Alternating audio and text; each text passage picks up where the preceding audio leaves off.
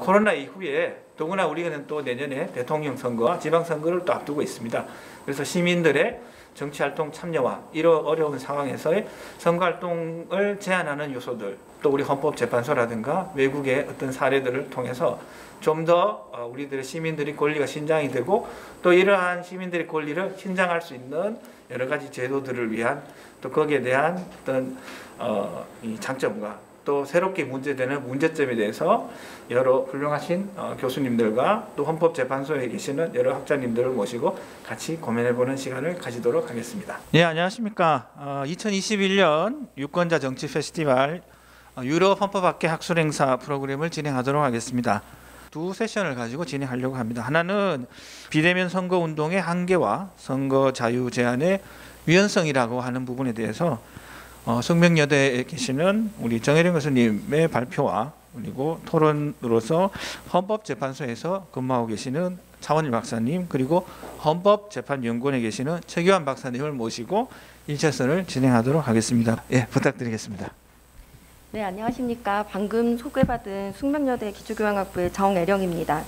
유권자 정치 페스티벌의 모토 자체가 코로나 이후에 함께 만들어가는 우리 정치라는 이제 주제를 받고 비대면 언택트 환경이 일상화된 요즘에 당연히 이제 대면 접촉을 필수로 하는 선거의 모습도 달라질 수밖에 없게 되었습니다. 이것들을 대체할 만한 온라인상에서의 정보 교류와 소통은 결국 이제 선택이 아니라 필수가 된 상황입니다. 온라인 선거 운동의 장점과 역기능에서 지금 이제 가장 장점으로 뽑을 수 있는 부분이 사실 기회의 균형성과 상호작용으로 볼 수 있겠습니다. 저비용으로 사실 모두가 쉽게 접근할 수 있다라는 점에서 인터넷, 온라인을 통한 선거 운동은 유권자와 소통하고 저비용으로 홍보할 수 있는 인터넷 매체의 이용이 결국 기회의 균형성을 확보하는 가장 큰 장점으로 볼 수 있겠습니다.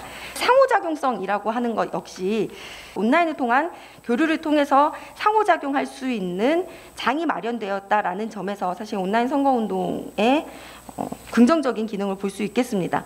코로나의 종식 이후에도 아무래도 이제 온라인을 통한 선거운동은 활발하게 이루어질 것이라고 판단이 되고 선거 전문가들 중심으로 운영되던 기존의 선거 과정을 대중 중심으로 이제 전환시키는 긍정적인 효과가 있다라고 보여집니다.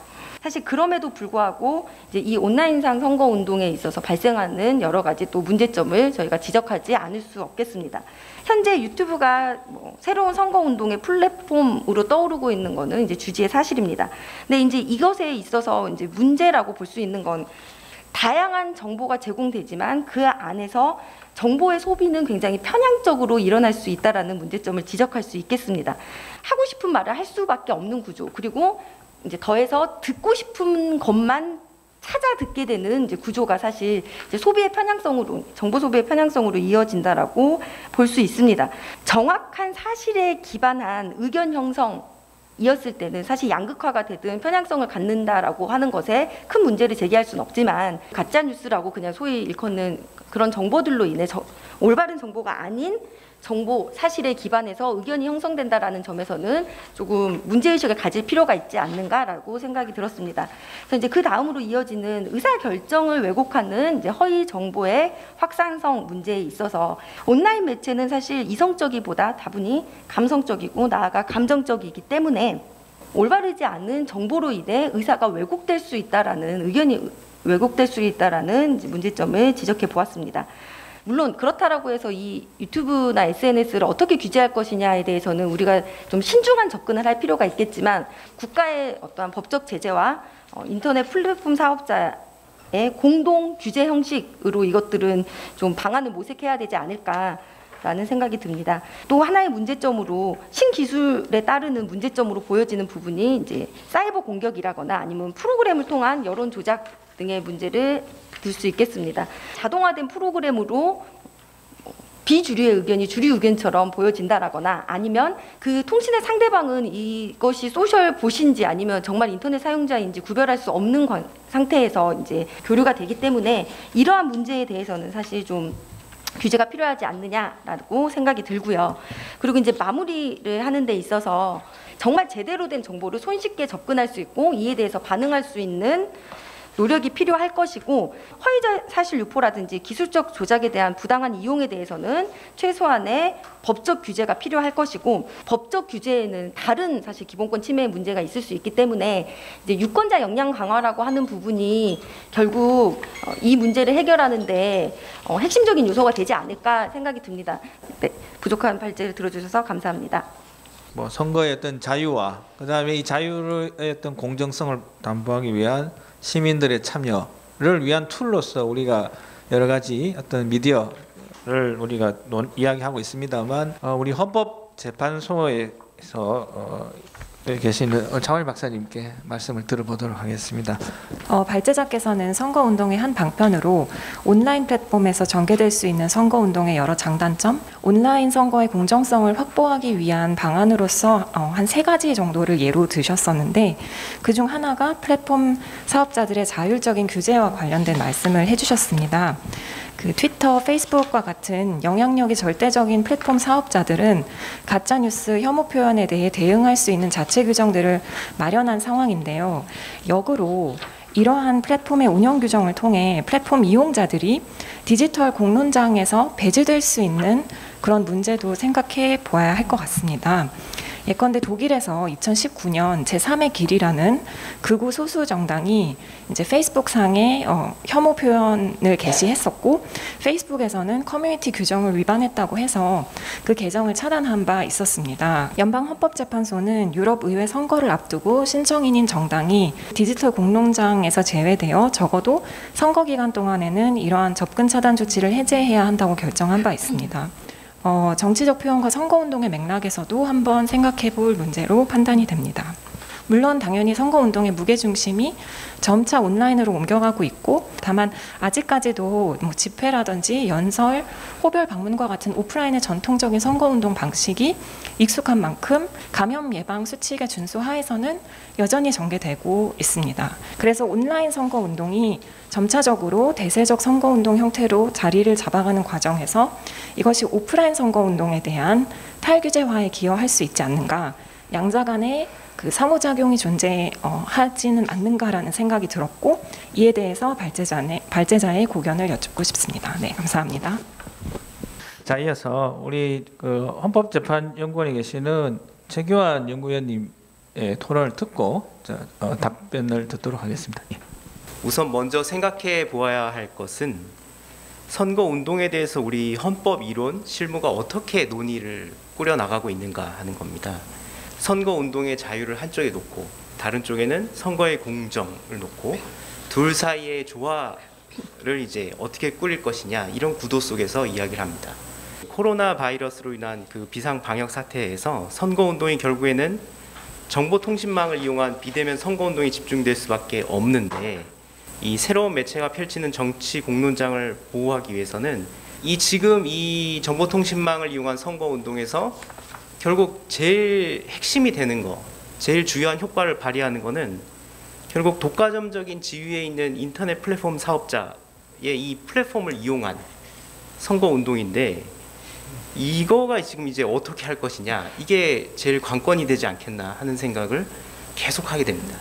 인터넷 플랫폼 사업자가 자율 규제를 하도록 촉진하는 것이 있고, 두 번째는 인터넷 플랫폼 사업자가 하는 자율 규제 자체를 또 규제를 해야 되지 않나 하는 생각이 듭니다.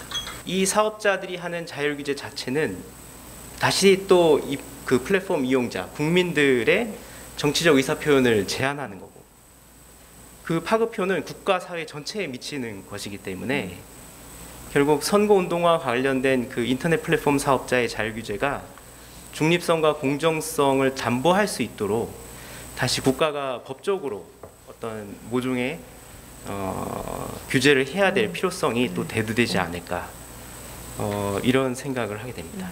특히 일반 국민의 선거운동의 자유, 정치적 의사표현의 자유를 확대하는 방향으로 나아가야 되겠다 하는 생각을 하게 되었습니다. 감사합니다.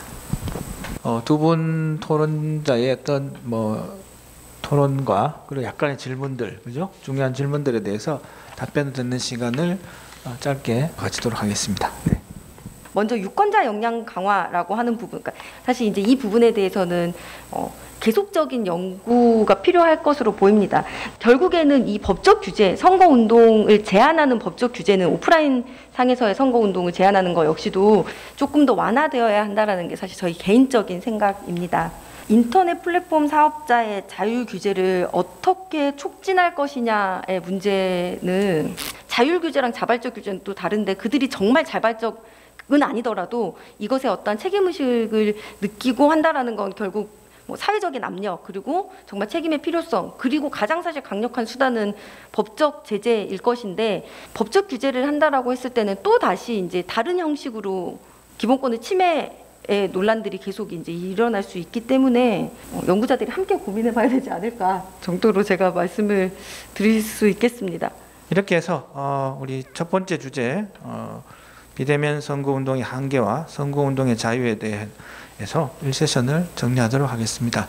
이 세션에서는 보건위기 상황에서의 선거권 보장이라고 하는 주제를 가지고 공주대학교 사범대에 계시는 이재희 교수님의 발표와 그리고 강원대학교 자유전공학부에 계시는 박영숙 교수님 그리고 동아대학교 법학전문대학원에 계시는 이권일 교수님을 모시고 에 관해서 이 세션 진행하도록 하겠습니다.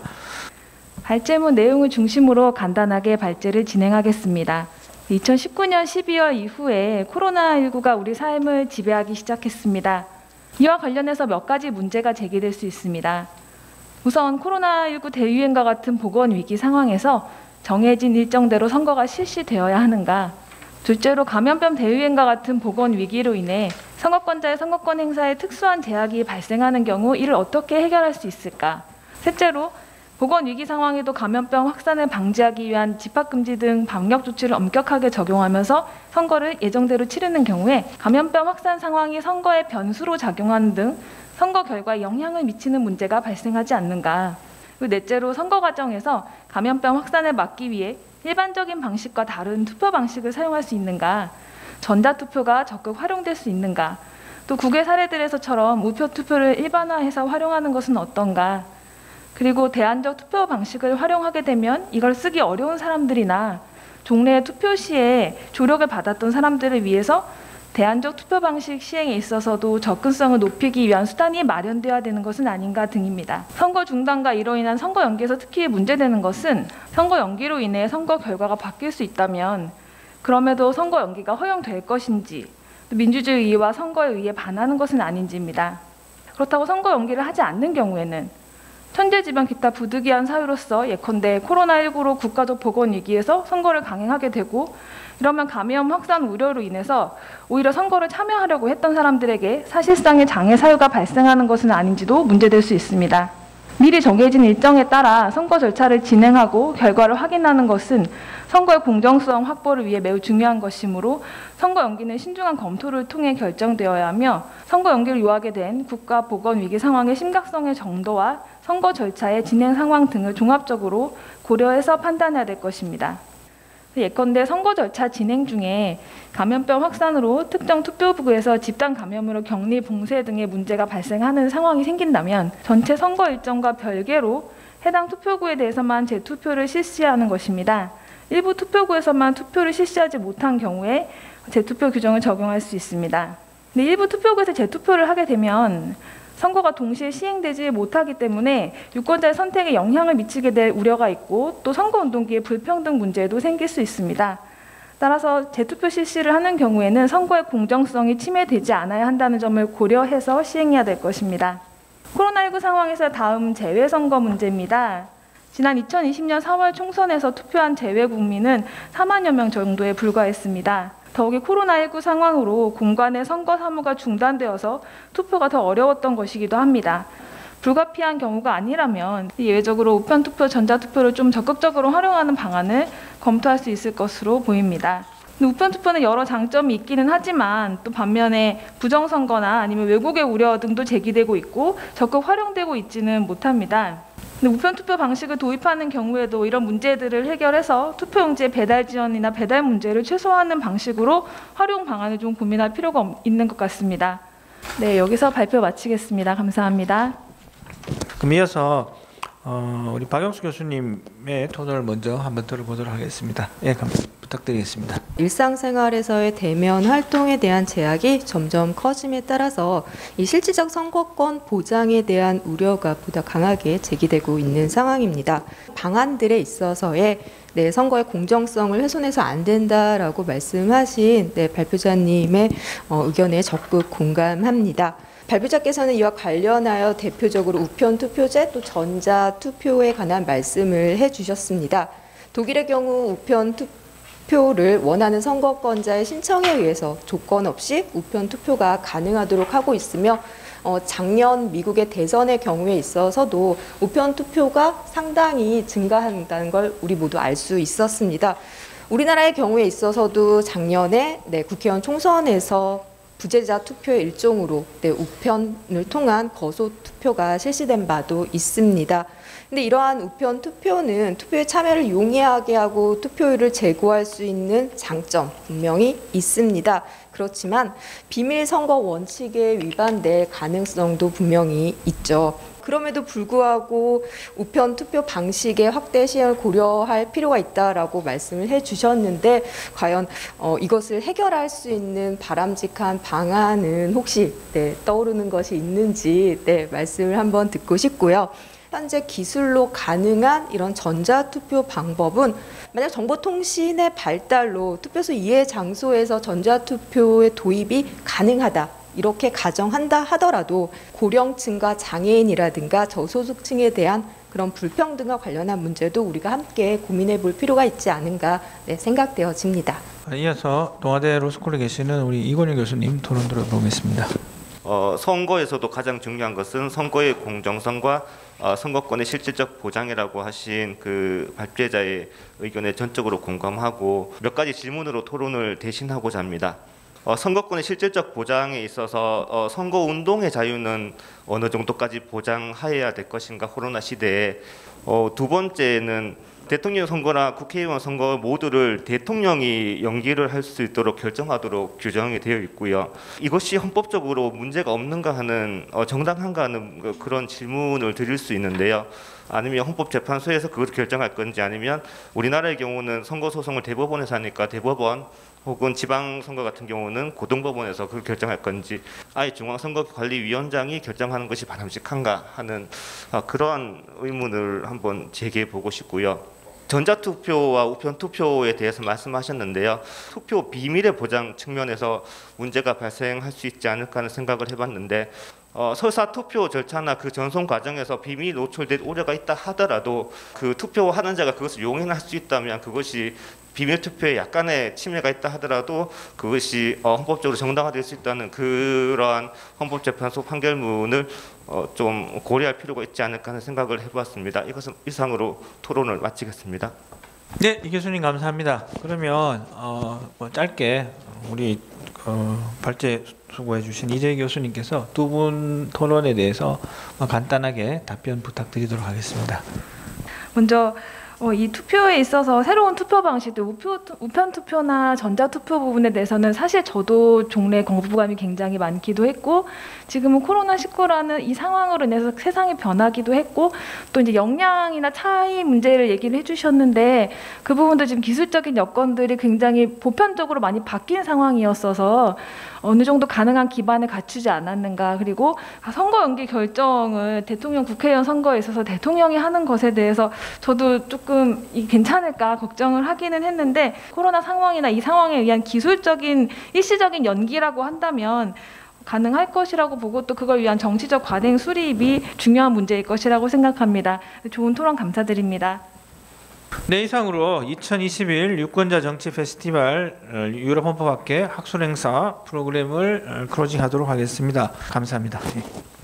비대면 선거운동이 생각보다 굉장히 복잡한 이론적인 문제를 가지고 있다는 것을 알게 되었지만 그 속에서 우리 인류의 오랜 지혜를 탐구해내는 것은 결국 자유롭고 평등한 우리 국민들의 몫이 아닐까 하는 것을 깨닫게 되었습니다.